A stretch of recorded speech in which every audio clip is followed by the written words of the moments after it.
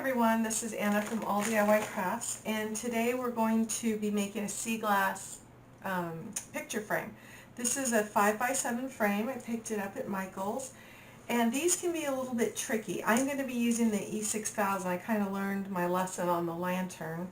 I'm just going to use a strong glue and be done with it. You can use a glue gun, but this was more handy for me right now. It's going to be like a blue and white and maybe with some starfish, etc. So what I'm going to do is I'm going to go ahead. I've already cleaned my frame off. I took the mat out of here and I just turned it upside down so you didn't see the glare from the glass because it was a little bit distracting. So what I'm going to do is just one by one, I'm going to turn on the music and we're just going to start gluing these down.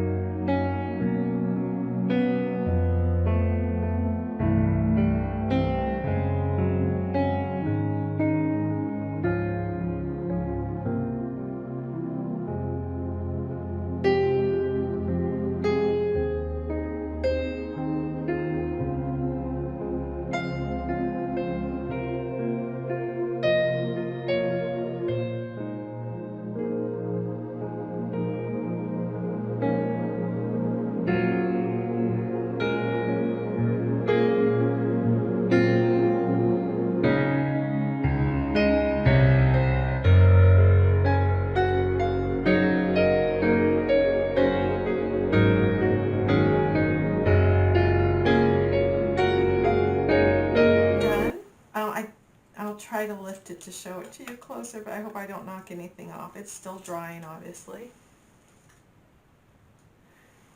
Okay, so what happened here was I didn't realize that my sea glass, I had a blue, which was obvious, but I had a white, and then I have like I have glue all over my fingers. I have a white and I had like a green. And I noticed I put a piece here that obviously didn't fit right.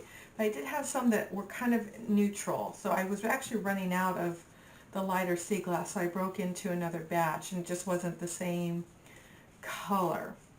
I used the E600. I'm really glad I put this here because it really protected the glass, because there's like glue from where we just moving around and all of that. I did not Mod Podge these sand dollars because I'm not dousing them in resin, so there's really nothing for it to soak up.